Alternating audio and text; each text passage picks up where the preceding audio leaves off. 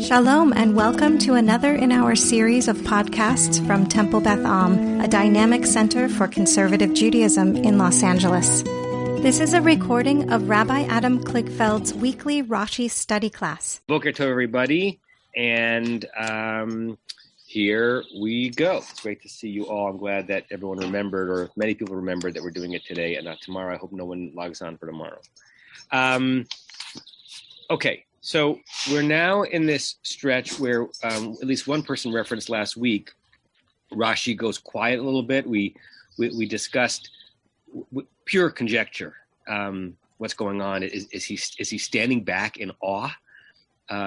Consciously or unconsciously, is he doing to this scene what Moshe is doing in the scene, which is Asura na ve'ereh? Let me step aside and just look at Hamareh HaGadol Hazeh, this great sight. It almost seems like that's what Rashi is doing. He's going to pop up here and there, but we're going to be spending a good amount of time for the next few weeks on mostly just a pshat of the text because Rashi is not going to add that much, right?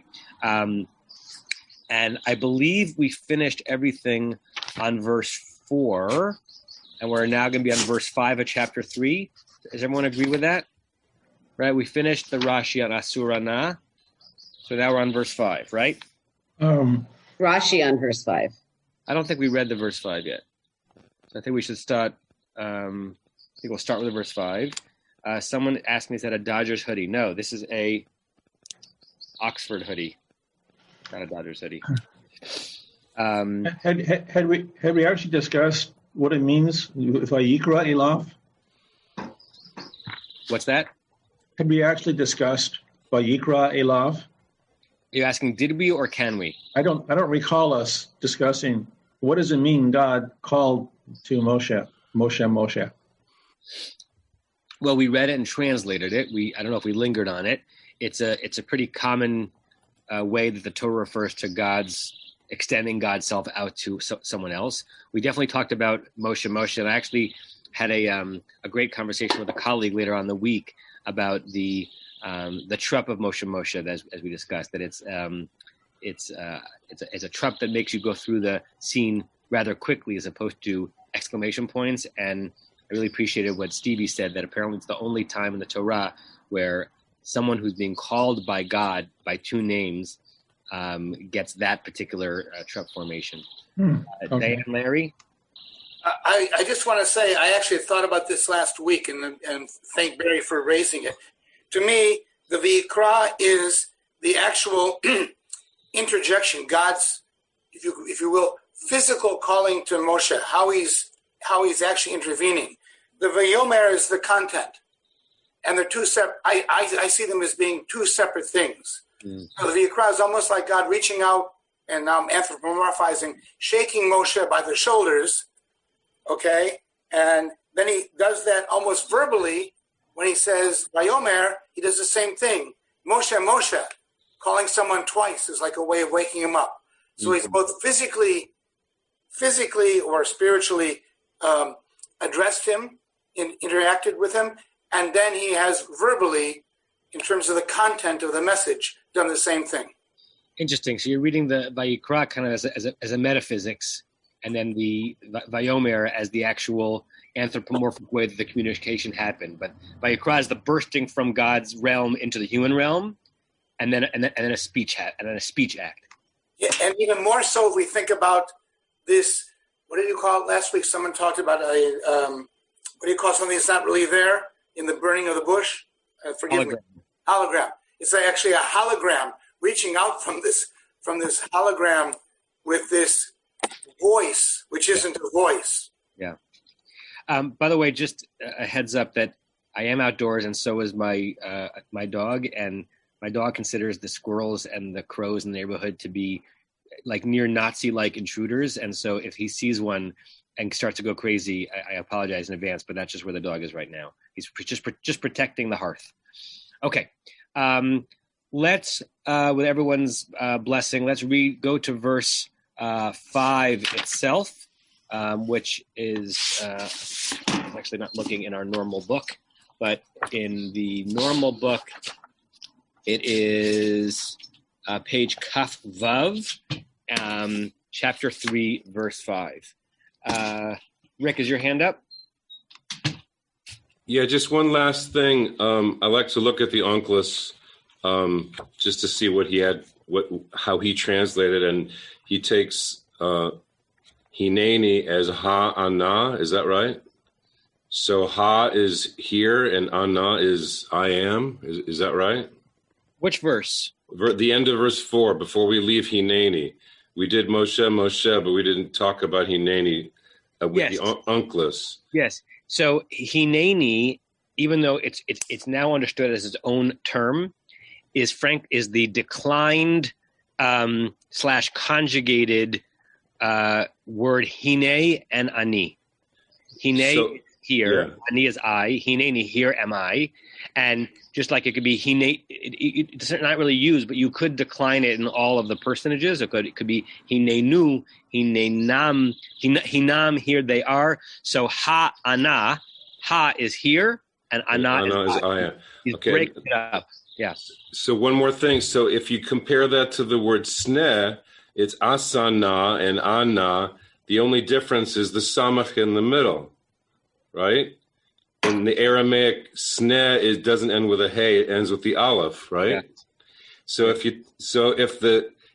I'm just going off on it, but the samach, if that's where the hologram is in the middle of the sneh, and here I am, it all comes together in a kind of little visual there. Yeah, in some ways, the Targum here appears, I don't know if it's intentional, more lyrical, more alliterative than the Hebrew because of asana and ha'ana. Yeah.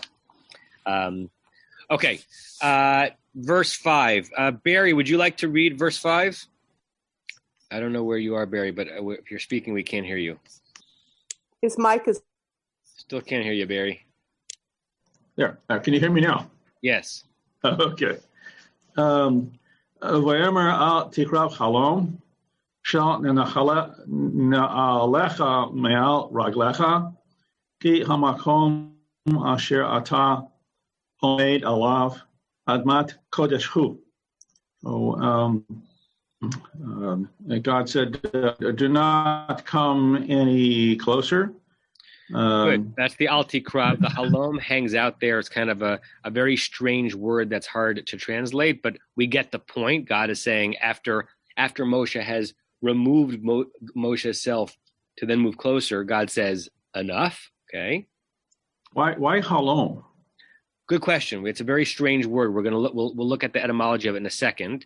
But it's not patently obvious how to translate halom in the verse.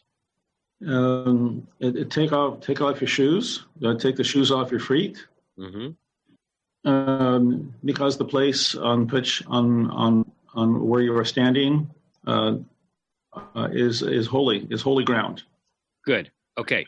So we have a hard to translate word in the verse halom.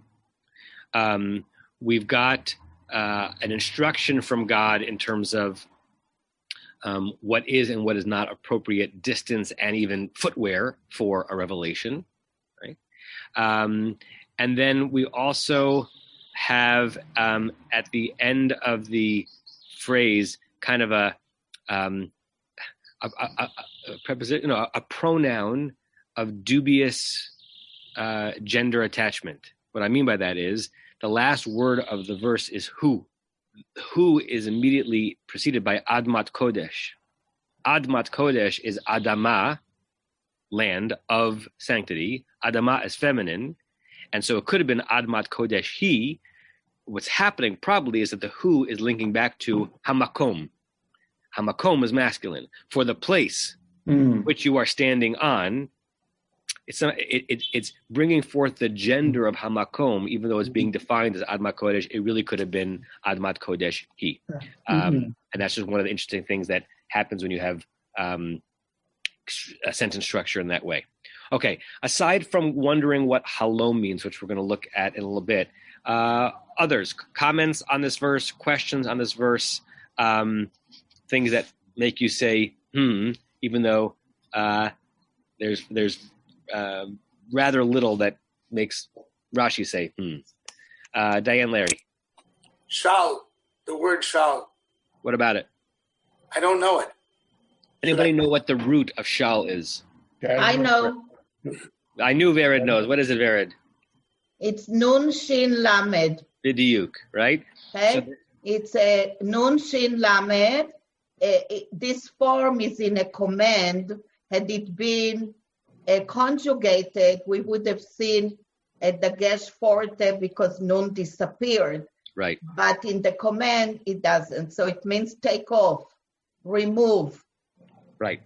So Okay? in categories of special shorashim, 3-letter roots that begin with nun, called pei nun roots. It's called pei nun because, like in the pei signifies the first letter of a root because the paradigm of a root is pa'al. So pei nun is the first letter as a nun.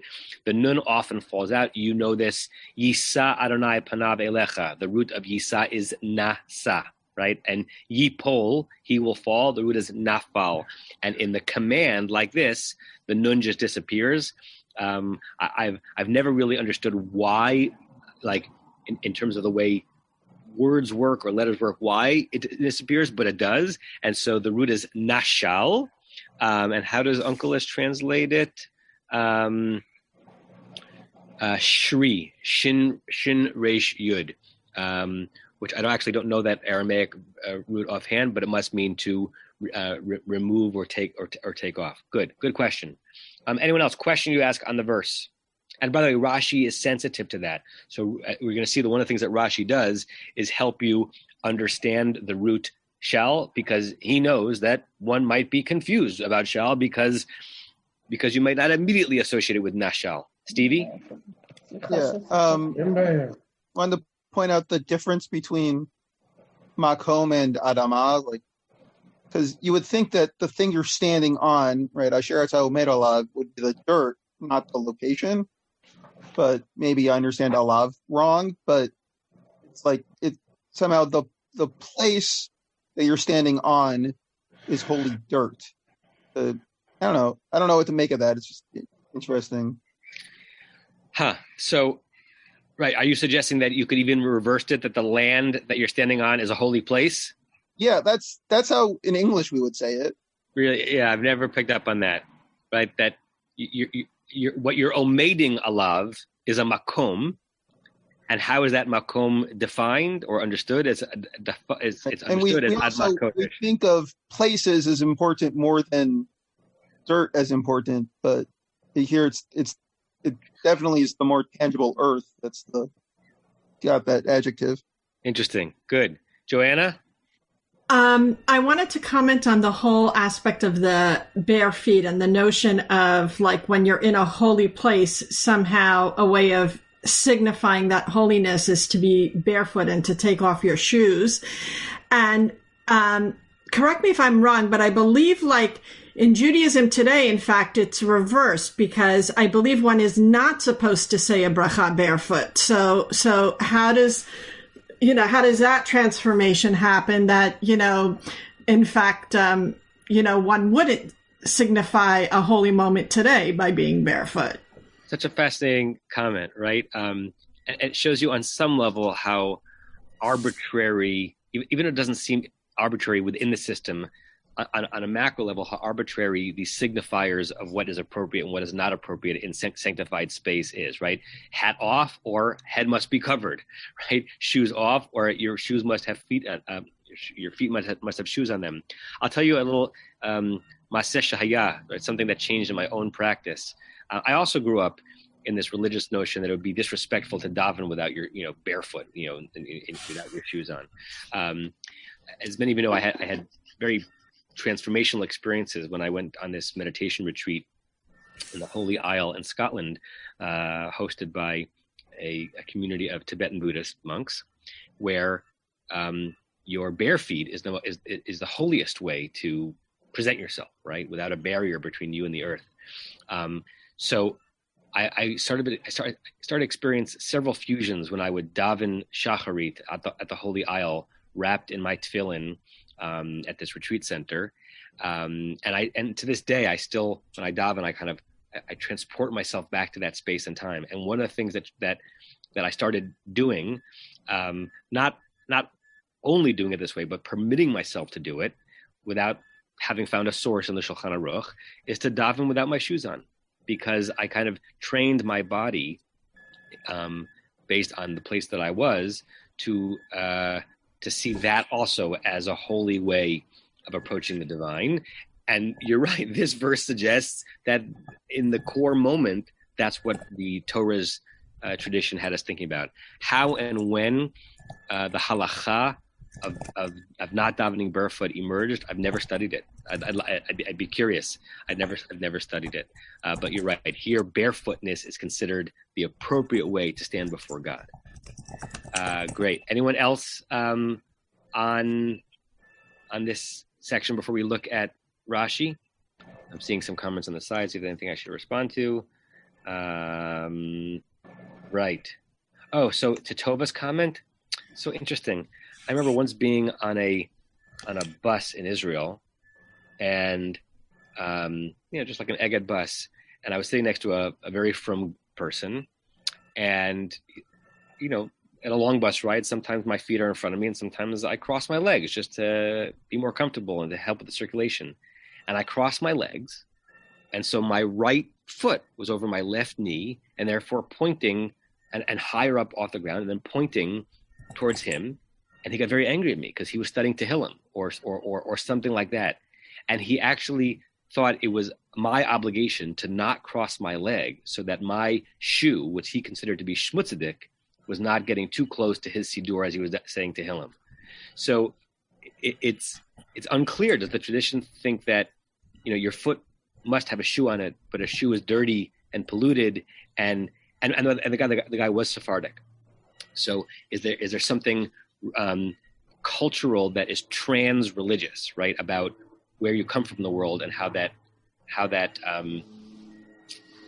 makes you think about literally the status of the foot or the shoe? Didn't someone once throw a shoe at President Bush, George W. Bush, at some news conference in Iraq, and it was considered like the worst thing, aside from like actual violence, the worst thing one could do is to take off one shoe and throw it at someone that you didn't like.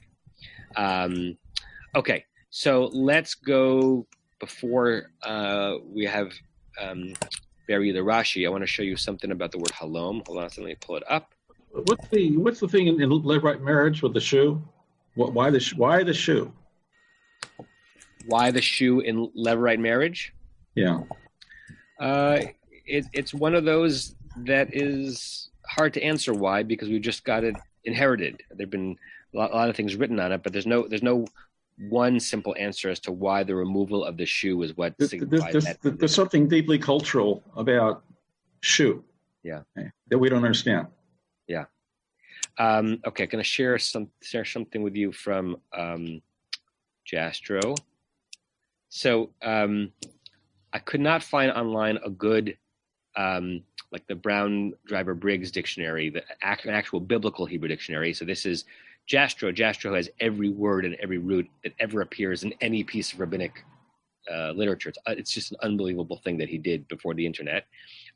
So it also includes biblical words, but he's not primarily, I want to put this out there as a caveat, he's not primarily a biblical lexicologist. He's a rabbinic lexicologist. But here is his halom. So halom with a vav, and then parentheses, if you can see where my cursor is, right in the middle, BH, that means biblical Hebrew, halom. So in the Bible, it appears without a vav, compared with hala, H, hey lamed aleph, meaning here or hither, thus far. And then he gives you a place where it appears in the Talmud, Zvachim, page 102a. And there's a question about whether or not it's a word that is it like a more regal way of saying here, and it only applies to someone of a particular nobility or regalness, or does it just mean here or hither? That's a discussion in the Talmud about whether or not the word should only be used for royalty. So if you plug that back into our verse, both the plain meaning and the question about the meaning, right? But Yomer al tikrav halom, he says, do not come. Pshat, here, don't come closer. But then there's overtone of, because you're in the presence of royalty. Don't come into the royal space. Don't come. Where's here? Here is where I, God, am. you, Moshe, are about to be Eved Hashem, but you're not royalty, perhaps. Marshall. We don't hear you yet, Marshall. I actually have the Brown Driver Briggs dictionary in front of me. Okay. So it says halom is an adverb of place, meaning hither. So it gives as an example, Exodus chapter 3, verse 5, Al tikrav halom, approach not hither. Then it gave some other examples, and it says halom vehalom, hither and thither, meaning in different directions. And we also have the phrase ad halom, hitherto or thus far. So it's it's an interesting word, just really an adverb of direction, let's say. Yeah. Adverb of place. Vered, either in regular speech or, I don't know, in modern poetry, have you ever come across the word halom in spoken Hebrew? Don't hear you yet, Vered. You have to unmute. Where'd you go? It's not used on a daily basis. It's a word used more in a poetic way. I mean, maybe in poetry, or it means, when we speak about it in Hebrew, it means halom. It's either here at this place, or normally we would say ad halom, which means like until here or until this place. And is it a word that, the average educated Israeli knows? Yes. It's not that esoteric. No, not at all. Okay.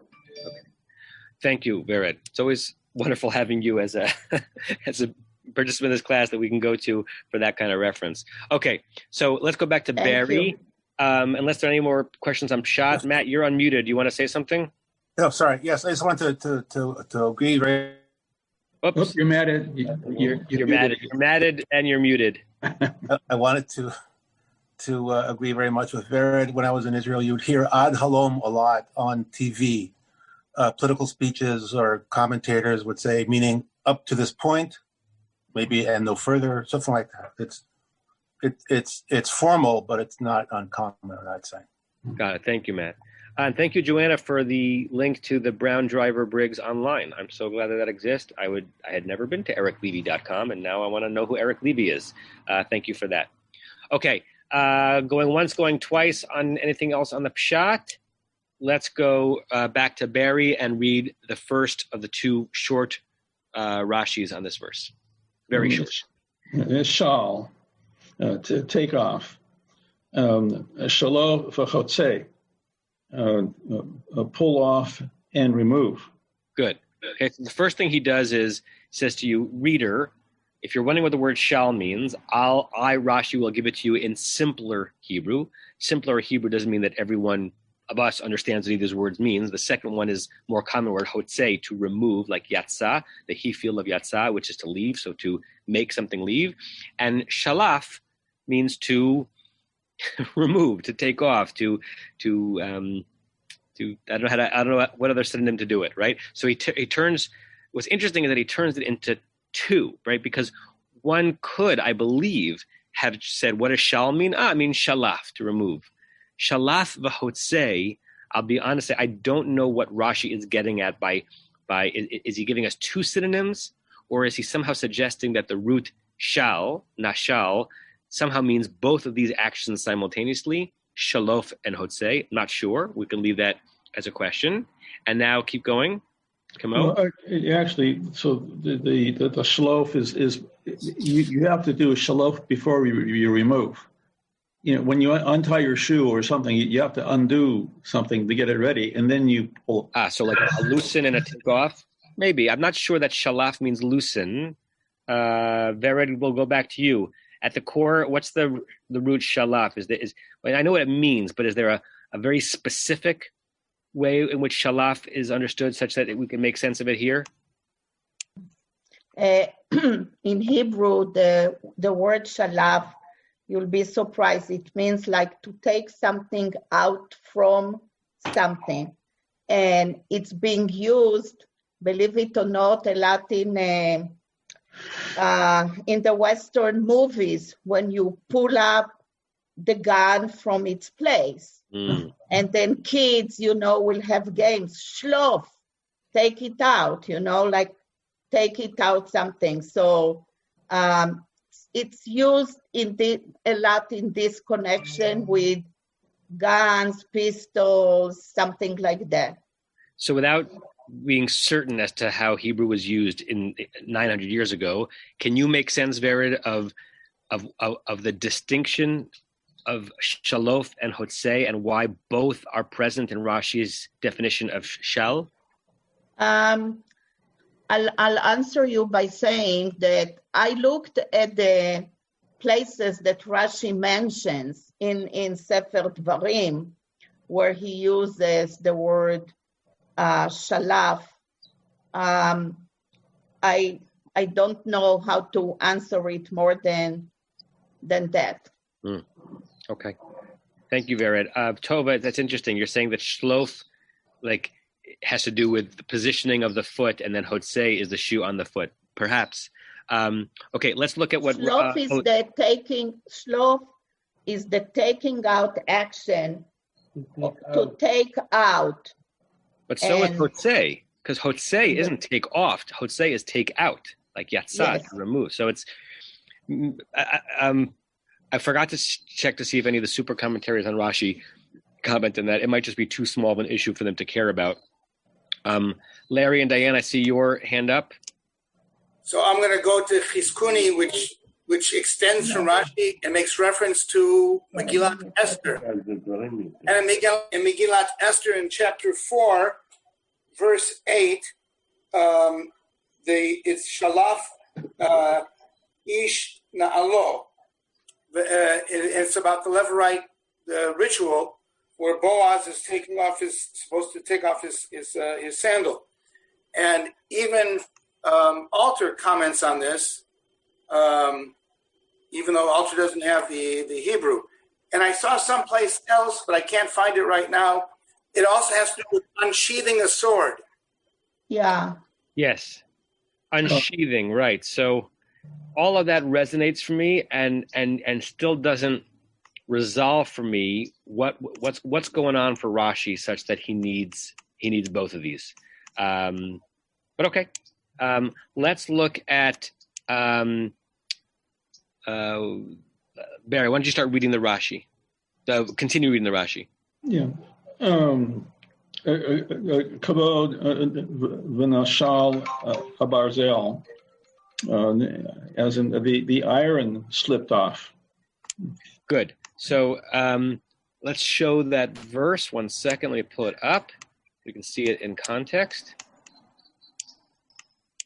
Okay. So here is the first of two places that Rashi goes to. We know that Rashi does this with frequency, where when he's trying to help us understand a verb form in its place, he finds another place where it's a little bit more obvious, at least to him. Okay. So here's the 19th chapter of the book of Deuteronomy. Just go back a verse so you get the context. V'zed davar harotzeach. This is the matter of someone who kills.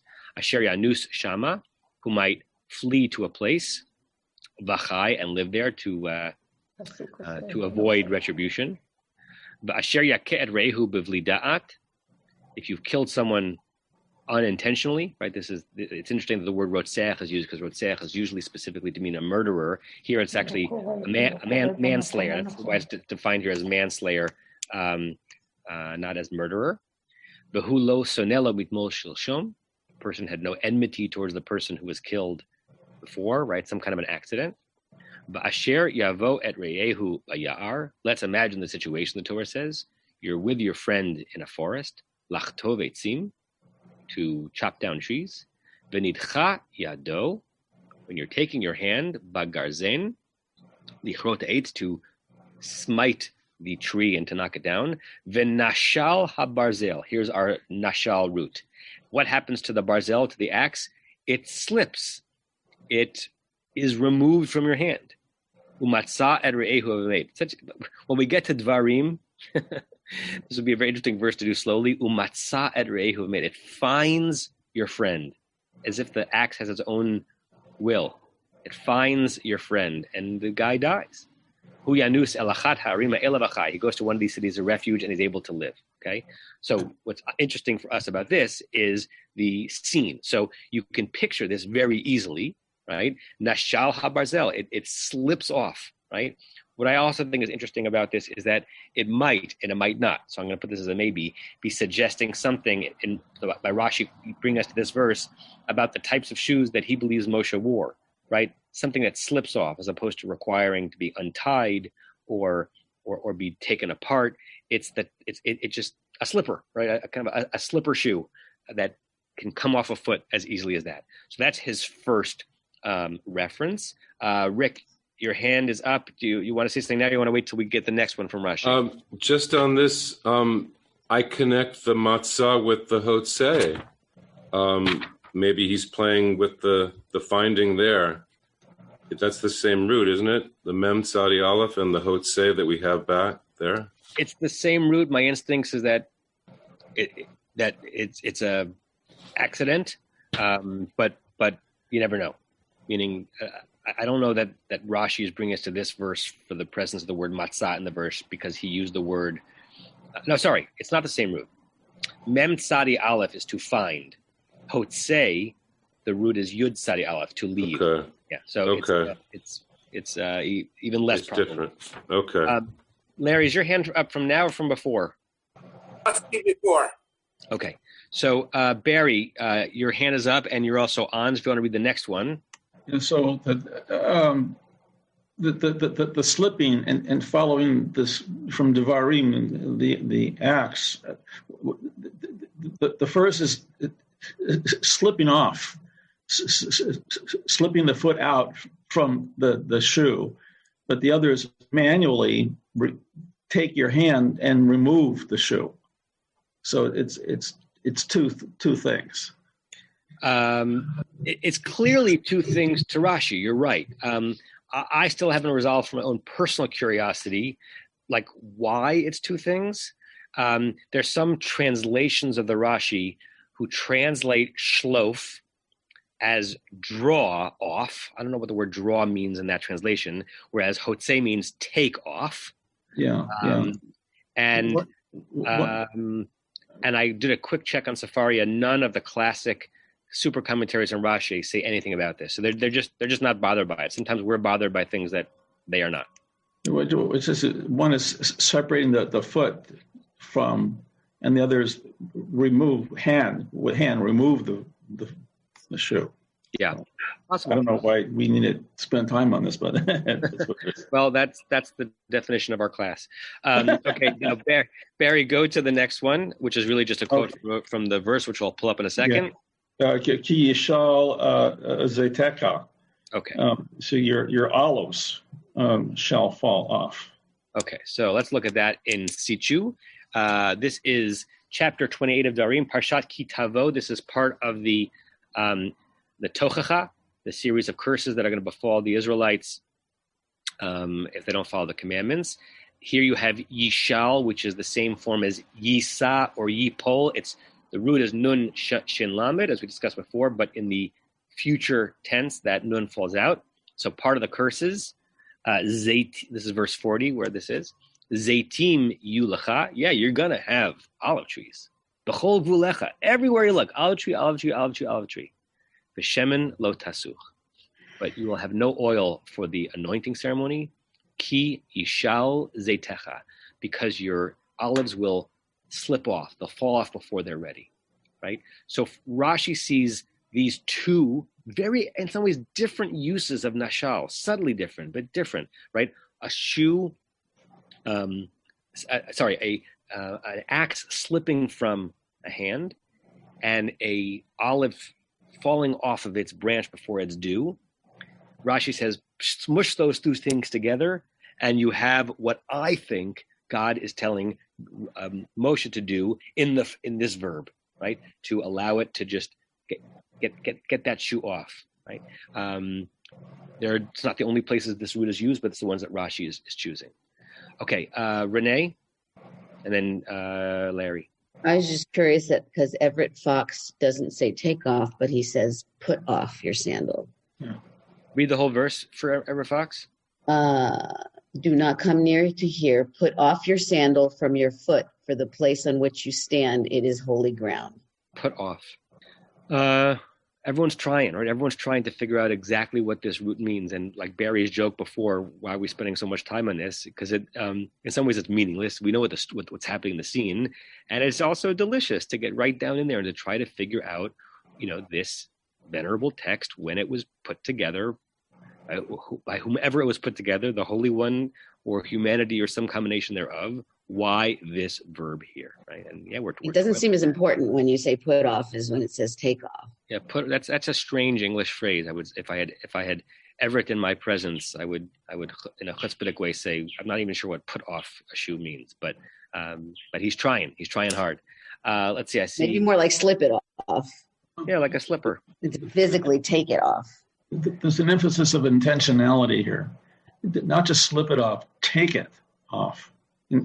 Yeah, except that there are two places that Rashi goes for what the root means. It's actually not. It's the opposite. It's not intentional, right? Yeah. Your axe slipping from your hand and the olive coming off before it's supposed to come off the branch. So it's actually playful with that idea. But that's why he's putting two words. The first one is the unintentional. It just happens. But the second word puts the intentionality to it. Okay, Larry and then Marshall. What you and Barry hit on, I was going to comment on the unintentionality of the two examples in Rashi. And I think that I don't know the answer. I don't know what the conclusion is, but Rashi is trying to tell us that taking off of the sandals actually cannot even be intentional. And maybe in the English word slip off, etc., almost like magically get those sandals off of your feet. But I have no idea. Someone else here must have the idea of why unintentionality is important to Rashi. Yeah. So unintentionality might be important to Rashi because both of the roots that the verses that he brings are about unintentionality, or, and I don't mean this to be facetious, or it's not. And that's just the two places he went for the basic meaning of removal, as opposed to, he didn't want us to focus on the unintentionality. I have several volumes in front of me when I teach. One of the volumes is a volume called Pshuto Shel Mikra and Rashi Kipshuto in one volume. It's different than Lifshuto Shel Rashi. There are many, many volumes of trying to understand Rashi in its core. And in the Rashi Kipshuto in this volume, he does something very interesting at the very end of his breakdown of Rashi's comment. He says, Afkan, even here, Perusho, the interpretation of the root shal in the verse is, Chalotz na'alecha, remove the sandal, Vatasirem me'al raglecha, and then take them off from your foot. It's similar to what Tova was suggesting before, that there's a part of this verb that is related to the foot and part of it that's related to the object that's coming off the foot. And somehow Rashi wants both of those to be understood in the root shal, and that's why he gives two verbs. Marshall? Yeah, actually in Gelbard's commentary, also from Lifshuto Shel Rashi, he says that Loka Unculus Matargame Shal Shari Kolomar Heter. So this is not as Unculus has translated the word shal, which means to loosen or untie. And then he says, but rather, as Rashi says, Ela Shalof Ahotse. And then he says, really, maybe the reason I'm talking about this whole thing is that you may not really know what the word shal is. So I'm going to give you two examples. One where it's a pei nun verb, as you mentioned. One is where the nun is present, and the one in the future tense, it's not present. And maybe that's the only reason Rashi's mentioning it. Very good. Right. It would be it's a fascinating insight. It would be so good to have Rashi's commentary on Rashi, right? Which is like a version of what my rabbi used to tell me in yeshiva when we were struggling to understand a piece of Talmud, and we'd quickly go to the Rashi to help understand it. He'd say, remember that Rashi didn't have the Rashi. The text is intelligible without the Rashi. And it would also be helpful to hear how Rashi would interpret Rashi, because maybe the reference to these verses in Devarim, we're seeing in the verse, as you said, Larry, unintentionality. Maybe it's just, no, here's two possibilities. One with the nun, one without the nun. It means to remove Gamarnu. Because we're almost out of time today, Barry, let's go back to you and just read the one-word commentary of Rashi at the end of the verse, which resolves, or at least speaks to, the grammatical question I raised when we first read the verse. You there, Barry? So Admat Chodeshku, Hamakom. So you did this already. The who refers to the Hamakom is a place. Right. It's hanging out there, and Rashi is Malamed Zchut upon us. It gives us credit for we might have a reaction to why Adma, which is feminine, is followed by the pronoun who, and he says no, the who kind of brings us back to Hamakom. Yeah.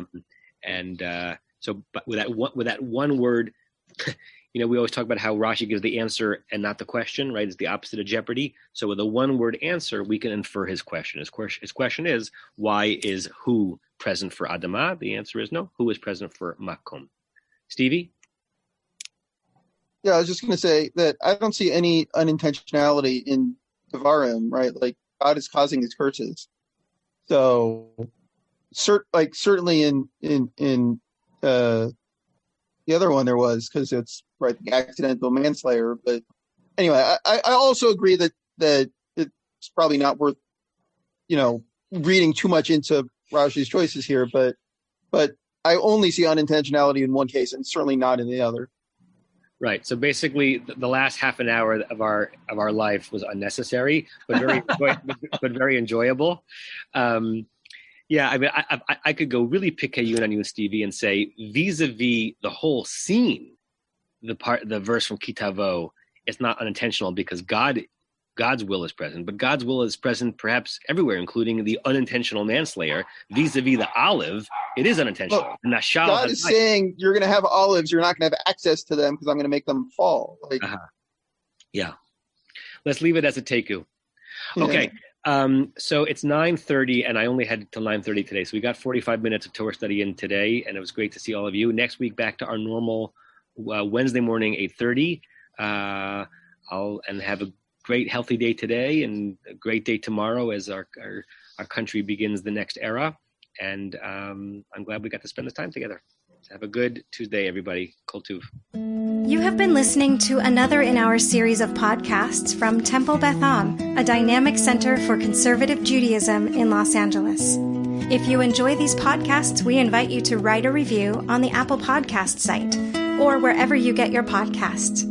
For more information about Temple Beth Am Los Angeles, go to tbala.org.